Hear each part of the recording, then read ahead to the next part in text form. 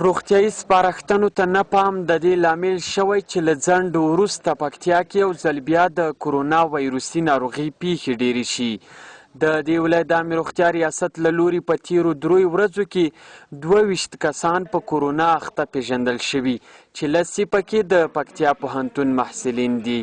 موږ نور هم ګورو که چېرته نور ناروغان مشکوک وو هغه مو قرنطین کولو هغوی نه او هغه کوم ناروغان چې مشکوک وو هغه پیدا کوو چې د هغوی نه موږ سیمپل واخلو چې بیا د دې واقعیت زیات نه شي. د روغتیا رئیس ولایت خان احمدزی وایي که په تعلیمي مرکزونو او د ګڼې ګوڼې په نورو ځایونو کې خلک روغتیایي لارښوونو ته پام ونه کړي په کوویډ-19 ناروغي به د اخته کسانو شمېر یو ځل بیا ډېر شي. همدا ماسک استعمال ده او همدا د کلورین استعمال چې دا خو باید همیش وشي نو که دا ونه شي بیا د دې امکان شته چې واقعیت نور هم زیات شي.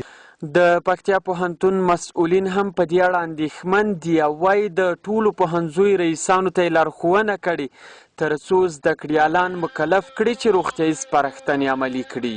محصلینو ته خو موږ بار بار ویلي تاسو باید د ماسک واچوئ په صنف ته چې راځئ په هر قیمت کې ماسک باید وي حتی مو استادانو ته د پوهنځیو رئیسانو ته چې پرېږدئ بین صنف ته چې څوک ماسک ونه لري نو دې ته په کتو باندې انشاءالله توکل په خدای.